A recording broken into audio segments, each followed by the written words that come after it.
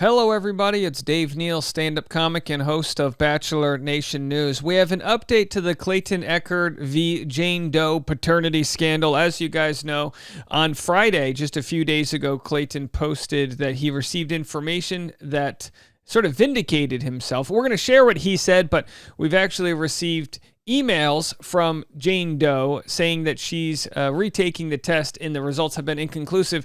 I'm going to share the audio that she sent me regarding the conversation she had with the employee at the test facility. That's right, folks.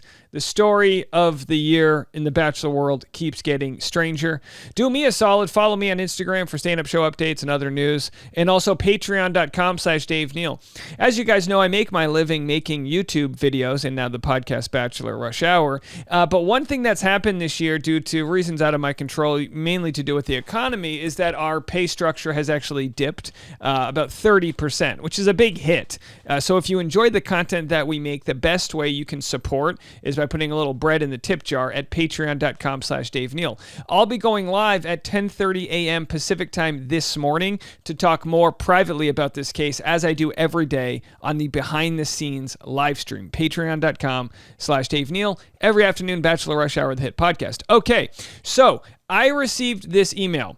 Hi, Dave. Here is the update from the call with the lab today, which clearly states Clayton was told that the results weren't done yet, but that he posted anyway. All the best. Now, she has threatened lawsuit again to me if I did not share what she believes to be is her side of the story. Now, am I making that video because of fear of lawsuit? Absolutely not. I just think it's fair until we see the evidence that he's not the father, that we weigh all the different options of what might go down next. And then we can look back and have time-stamped receipts as to whether or not we're on the right side of this story. So I'm going to sort of leave my opinion out of it as much as possible and just share what she sent me. I haven't listened to it yet. Also, people wonder, how can she record a phone call? Well, in Arizona, it's a one-party consent law. It's very important if you're ever trying to catch somebody on phone to know if you're in a one-party consent place or two-party, which means that she legally is allowed to record a phone call or other conversation if you or a party to the conversation or obtain permission in advance from one of the parties. So the fact that she is in the phone call, she's allowed to record it without the other person's permission. If I live in California, which I do, and I want to record a phone call with somebody else and use it against them, I'd have to drive to Vegas. I'd have to be like, hey, can I put you on hold for 2 hours? And then I'd have to go, I don't know why I'm running now, but I'd have to go all the way to Vegas, or at least Nevada, to a one-party consent state, and then I could make that phone call, which literally people have done before in order to maybe convict someone else of something. Anyway, so it's neither here nor there. So I'm going to share that audio with you. The news has reported on this story, probably running it through their own legal departments, which I wish I had a legal department. I don't. But they said Clayton Echard confirms he did not father twins after receiving paternity test results. Good news. I knew that was going to happen, and thankfully 5 months of torture can finally be put to rest, the Bachelor alum said with relief in his voice. Now, she responds, I'm also going to share what Reality Steve has had to say. He's kind of distanced himself from the story, which I can understand. Look, there's a reason why no one else has been reporting on like the day-to-days of this story. There isn't much to gain, and there's, even if a lawsuit is frivolous, you still don't want to get into one. So when I was threatened with a lawsuit while on vacation in the Maldives, did it affect my sleep at all? No, I sleep very well. But I did have to reach out to some defamation lawyers, one of which is a huge lawyer who has worked on cases in the 9-figure level. And they've essentially said it looks like I'm doing all of the right things. But even with that said, you don't want to go into the courtroom if you don't have to. Unless your name's Jane Doe, in which I feel like they know you by your name at this point. Hey, how are you? Good to see you. How the kids? Very nice, whatever. But either way, I'm going to share these two clips. I've got them right here. Let's see. Here are the two clips. A 4-minute clip and then a 1-minute clip. I'm going to share those with you in a second, but let's get caught up on what Clayton said in his reel that is sort of inspiring her response. Listen, it's Friday, and you know what we need on a Friday? We need some good news. And who's got the good news today? You do. I got the good news. What's that good news, Clayton? Well, test results came back early, and they said little to no fetal DNA present. Let's go, baby. I knew that was going to happen. Thankfully, 5 months of torture can finally be put to rest. Now, people might say if they never had sex, which he claims that they've only had oral sex, and she's never denied that claim, she's only said they've been intimate, that you'd say, well, it's obvious the test would come back this way. But, if Clayton feels like he's been gaslighted, then he might think, hey, maybe there was some grinding that went on. Maybe one of my sperm slipped the goalie. I don't know. But interesting here, he's got ex-girlfriend from The Bachelor, Susie Evans, said, love seeing my parents commenting on this too. # Team Clayton. Andrew Spencer with the important, you are not the father. Well, is he or is he not? We're going to get into that in a second, but let's play a few clips of what Reality Steve said, and then I'm going to share with you guys what we have from her call. I also want to give a specific shout out to members of the Bachelor Nation subreddit who have commented and sourced information and collected it all. They've really done a lot of work on this case. We know the Bachelor subreddit, The Bachelor, shared the initial story and then stopped sharing the story, which I feel like is harmful. Like they shared the fart in the room, but didn't let us find out who farted. You know what I mean? But Bachelor Nation subreddit, specifically Silly Goose Tits and Gossip Goose Tits, really went out on a wing for us. The Goose gave us a good bill of confidence, and the flock came through. All right, so let's hear what Reality Steve had to say, and then back to her voicemails. So I want to start off talking about Clayton and a little bit more, some things that I never addressed yesterday in regards to what he posted on his Instagram story on Friday, where he talked about the fact that he got his paternity test back, and the results were that there was little to no fetal DNA present, meaning it's not present in the woman who is saying that he is the father and I am pregnant with twins. And I told you what I thought about this whole situation yesterday. My opinion is that she is not pregnant. My opinion is she was never pregnant. My opinion is this was all a fraud to begin with. Now, she would argue that, and I don't know if this is an argument that can withstand, but she would argue that by Reality Steve sharing his opinion, he's platforming an idea that would lead to damage to her. But that would only be if she's been telling the truth here. That would only be, you can't defame somebody with the truth. You can only defame somebody with lies. So all of this information is going to come out very soon. In which case, if we find out that Clayton is not the father, we will restore all of the videos we've taken down on the matter and continue talking about this. And maybe in that case, talk about the person's name and maybe look at ways in which if someone was fraudulent with this case, how are they fraudulent with other things in the past? That's just a conditional thought if that happens. In the meantime, we're still waiting on some form of definitive evidence. And over the last couple weeks, there have been public documents that anybody could access that are part of public record, which show this woman had cases in her past of essentially the same exact thing. Now, regarding those public documents, I was told by Jane Doe that those documents could only be accessed by the guy that she has a protective order against. And I don't know if that's true or not because I haven't tried to access those documents. So I took down my video. If that's all BS, which it could be, I don't know. I was in the Maldives when, you know what I mean? What am I going to do? I'm in a bungalow. I'm not going to spend my day with my beautiful wife researching, you know what I'm talking about? So either way, when I go to Phoenix next week, maybe I'll swing by the courthouse and see if I can access those documents for you. She even said to me in an email that she has had abortions by 2 different men who she had protective orders against. Wow, so she says that she had abortions, which would imply, obviously, that she was pregnant against these guys. One of these guys we know, maybe both, at least one of them has accused her in the court documents of having faked the pregnancy. If she can prove, and again, you would hate to have someone have to prove they took an abortion test, right? Or an abortion, excuse me. But if she could prove that, then it would really, you would think if one of the exes is in court saying she faked the pregnancy, all she would have to do is say, nah, here's the $1,100 check that I did, and I showed up and I'm on security camera walking into the facilities, so F you, court's dismissed, case concluded, which maybe was the case. We just haven't seen any of that evidence. And now a third time it has happened. If you look at any of the public cases, my opinion is that this is way too coincidental.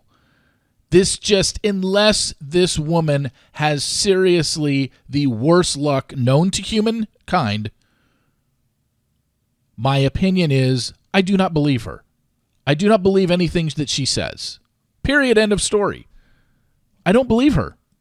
There have been too many things that have been said in the past that are on public record that immediately throw anything that she says about her case with Clayton, it immediately attacks her credibility. So, here's my issue. Couple things here. Number one, what really bothers me in all this is because she is doing this, and I believe that none of this was ever true to begin with.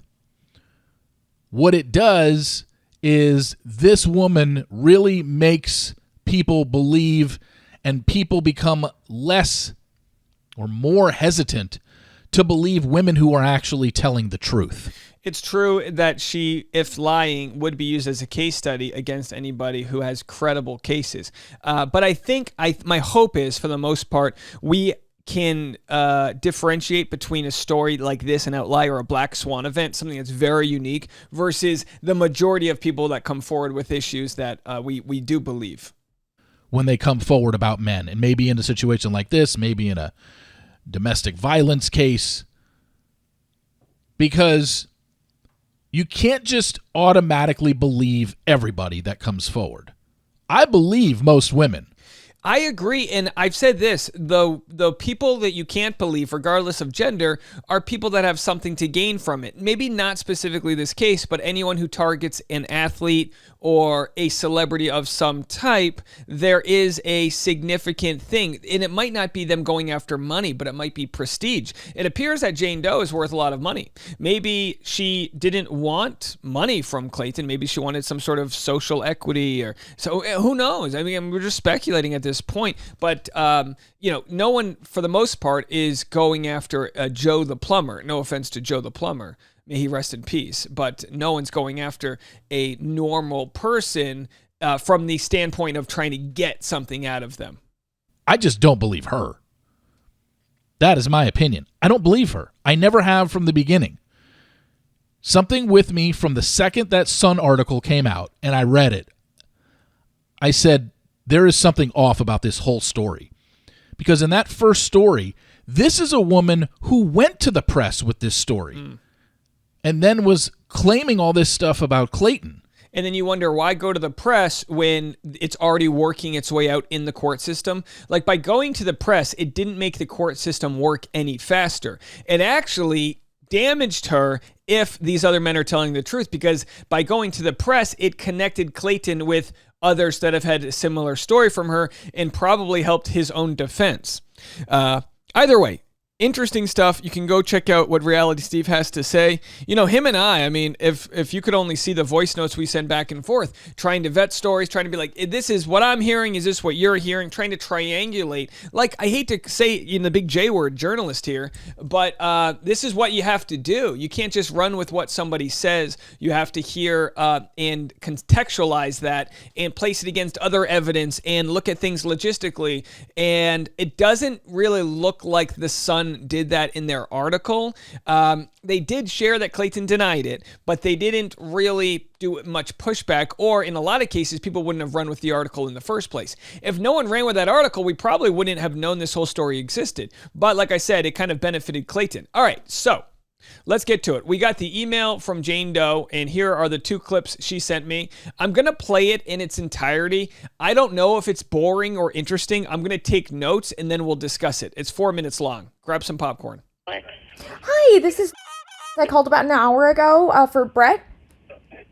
Oh, yeah, let me put you on hold. Okay, thank you. Good audio she has. Hello, this is Brett. Hey, Brett, it's... How are you? Hey, good morning. Hey, I'm calling because Clayton Yeah, I saw your emails. yeah, so He goes, what can you guys possibly do to say that the results weren't back yet? Yeah, like we told you, we're still testing. We don't put statements out, though, unfortunately. And that's just RabGen policy. So we're not able to, put out a statement or comment on anything publicly about even past cases, present cases, especially cases that are still ongoing. To be honest with you, it sounds like it's a legal thing, to be honest with you, if he's, saying stuff like that. But yeah, we wouldn't be able to comment. To us, we still have you scheduled. We're still running a test. It's very much not over yet. So not complete, and there's no, determinations made from any of that yet. Okay. Is there anywhere online that and by the way, we're going to be listening to this man and wondering if he's believable. Because the question you have to ask is this an actual conversation with someone at RavGen? My belief is yes, but I'm also somebody who just tends to believe others. I believe this is an actual conversation. that my results would be that I could at least show that? Is it like in a patient portal or anything? No, we don't have patient portal, unfortunately. And I mean, even like we don't have, a result. We're still ongoing, but yeah, we don't have patient portals, unfortunately. Okay. Like that. Okay. Yeah. Okay. Well, And also, folks have said this all along. Rather than go through all this hoopla, just show like an active sonogram. Like if I had a case that was going, I would go to my obstetrician. I would walk in. I would videotape the whole entire procedure, not the bits and goods, not the stand up on the stirrups or whatever, but I would video exactly what's going on screen. You can see that, and then it's not fabricated, or then it would really be a slam dunk to your case here. Now I understand why saying, why does someone have to prove that? Well, because this is kind of how hot and heavy it's gotten. I'll just try to tell him legally, yeah, attorney, yeah. I mean, I don't know. I'm not trying to advise. I'm not sure, but yeah, definitely. If things like that are going on, definitely, talking to your counsel, they probably give you the best advice you can have. But for us, we're ready. Once we receive that sample, we're going to process, and then as soon as we have anything, obviously we'll be giving you a call to let you know what we see. Okay, do you think he understood that the result wasn't back and I needed to take the test again? So this is where, before we play his answer, she's trying to establish that he misinterpreted the evidence maliciously, which is not going to be evidence at all because it's just the guy on the phone. It's just his opinion here. Oh yeah, definitely. Yeah, yep, definitely. Okay, we're still testing. We have this. Sorry. So let's go back to what she said there, because he said definitely, but I don't think he understood her question. We'll be giving you a call to let you know what we see. Okay, do you think he understood that the result wasn't back and I needed to take the test again? Oh yeah, definitely. Yeah, yep, definitely. Okay. So here we have the guy saying, oh, Clayton understood that this test wasn't over. Again, it calls into the question, who is she talking to? Do we have confirmation that this is the guy from RavGen? I'm not going to do voice comparisons or whatever, but he makes it seem like Clayton knew, in which case this would be Jane Doe saying that he maliciously is trying to get ahead of the story, which I don't know why he would do that since he has patiently waited 5 months. I don't know why he would try to get ahead of the story 1 or 2 days if he didn't know for a fact what the evidence would be. So he says no fetal DNA present, which would mean she wasn't pregnant. That's what it would mean at 5 months. I mean, could there be odds that she is pregnant, but they couldn't find the fetal DNA? Maybe there's a small percentage, but essentially what that means is he's not only not the father, but there are no babies. That's what his claim is. And what Jane Doe's claim is that Clayton should have known that the testing wasn't done. We're still testing. We have this. I told him the date that you were scheduled for, all that. Yeah. Yeah, okay, so he did understand. It wasn't like there was any misunderstanding, you don't think? No. Okay. Correct, yeah. Okay. She's got kind of like a southern accent here, right? I wonder where she's actually from. Okay, because I didn't know if maybe calling him would help, but if you explained it the same way you did to me, then I don't think that it would be. There's a date. This is the date, and we're tracking. We'll get it Thursday, purify it, run it Friday, and it should be coming. Same schedule should be coming out Monday afternoon or so. And then as soon as it does, we're gonna. So today's Tuesday. She's taking the test Wednesday. Apparently, they're gonna purify it or whatever the hell they do Thursday, send it out Friday, and the test should come back Monday. So this story's going to be over soon, folks. Gonna give you a call. Okay, so he did understand it wasn't that the test results came back early, like he said, because I think he maybe, well, you know what? I'm sure he understood and just did that to, um, yeah, I'm, I'm sure he Yeah, it understood. sounds like Yeah, I his think, hands are full. Yeah. but it sounds like just from your guys' standpoint, you've had it before where like the sample comes back like this, and that doesn't mean that the pregnancy is not there anymore. I mean that. No, no. Yeah, it's just we need another sample to finish up testing. So once we get that, yeah, we'll be giving you a call to let you know. Okay, so it just needs to be more concentrated, basically. Yeah. So it could have been that the first test came back with no fetal DNA, but they wanted to do a second test to be extra sure. And it could be that she's claiming that, well, that we don't know yet, and she's kicking the can down the road, or she's actually pregnant. You know what I mean? Scientifically speaking, we have to look at all of the possibilities. I do not know 100% that she's not pregnant because I haven't seen her belly, and I don't know. You know what I mean? Now, 99%, maybe my opinion is in the opposite direction, but the truth is like, we just don't know. Yeah, for fetal DNA, we need a percentage high enough that we get the accuracy beyond 99%. And we don't have that with this first sample. So hopefully So he says he doesn't have a 99%, I'm going to write this down. He doesn't have a 99% accuracy yet that he is right. Now, could he be at 88%? And you know what I mean? So it might be from what people have told Clayton, oh yeah, first test, trust me, it would have shown up. If you might know this, I've gotten a lot of comments from people, like if you're pregnant and you pee on the pregnancy test, usually when you're like at least a week or a couple weeks into your pregnancy, that's hormones that's going straight to the line. Like they always say like wait 2 minutes or whatever, but like it's going to hit it hard. It's kind of like a COVID test, right? These are just my thoughts. Let me know if I'm right or wrong here. But in a COVID test, you might have like a weak strain and you can barely see the line. It's like you got COVID, but not really. But like you are full-blown pregnant when you pee on that thing. And whereas Clayton called her out because she took a pregnancy test at 10 weeks and then another one at 21 weeks. And Clayton said, the line on the pregnancy test didn't get darker 11 days after the first one. And technically it should be getting darker and darker.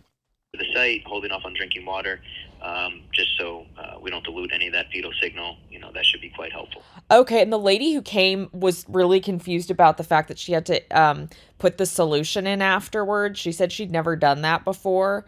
So I don't know if that had any impact on Maybe it. She hasn't done one of our collections. Yeah, I'm not sure. I'm not sure their mobile, who their mobile is or who they're using for that or who is doing it. But yeah, that's why the instructions on the sheet tell her exactly what to do. So yeah, after the blood is drawn, one of our earliest inventions is adding formaldehyde to that blood. That's a fixative that helps with the percent fetal DNA that we get on receipt.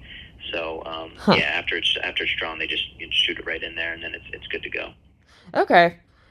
Well, I'm sure it'll be better going in person. So I will, I'll do that on Wednesday then. And, so I should hear back from you on Monday then. Yes, ma'am. You got it. Okay. Sounds good. Thank you so much. Of course. Okay. Have a good day. You too. Bye. Bye. There it is, folks. 4 minutes and 21 seconds long. Now, it looks like the other clip she sent me might just be a portion of the same convo. Okay, do you think he understood that? Okay, so we already have that, right? So this is everything I've been asking for, which is not sending me clips, but sending me the full thing. So at least we got the full conversation there. Now, what actually went down with regards to, or what will go down with regards to getting to the truth, we will know in less than a week. Now, again, just before we get out of here, to continue to promote what I have going on, in the behind the scenes aspect of the Dave Neal channel here is a lot of people that ask how I make these thumbnails, and I've got a blurry person here. Now, this isn't actually her. If you look, I can click out the Gaussian blur here. This is just a random person that I put together from the stock images. But what I do is I try to make a visual, and you might not care about this, you can click away, but I try to make a visual that it illustrates the story at hand, because YouTube's very thumbnail based. So by doing that, I want to show that we have a Jane Doe. I want to show that Clayton's involved here, but I want to show very key moments, like clipping out this section, which is of course the getting to the the time codes that we have evidence that we're sharing. You can click on it. Does this change anything? We've got the sound waves I put in to show, that this is an audio clip. And then, of course, my random, and again, this is a random stock image. This is not Jane Doe here. But then, of course, we have that and we clip it together and we take the photo. And anyway, that's how the whole, I add a background color, I add the blue bricks, and then we have a whole situation. But that's how I make my thumbnails, and that's how the sausage is made. With regards to what I think about what's going on here, I mean, again, I'm a sucker. I'm a sucker right now. I'm telling you right now, I'm a sucker. But hearing that 4 minutes and 20-second long conversation, you go, okay, well, I guess on Monday we're going to know 99% accuracy, but RavGen policy, no statements, no patient portals, no results. So we're going to have to see some hard copy evidence once this comes in. You got to think they don't just call them and say you're not the dad. There's got to be stats and flows and hemoglobins and platelets and whatever, and we'll get down to it. So anyway, good luck on your test, Jane Doe. We'll have to get the results in next week. Hit the subscribe button for if you want to follow, and if you want to check out the private live stream, go to patreon.com/Dave Neal. All right, folks, we'll be back with more content right after this.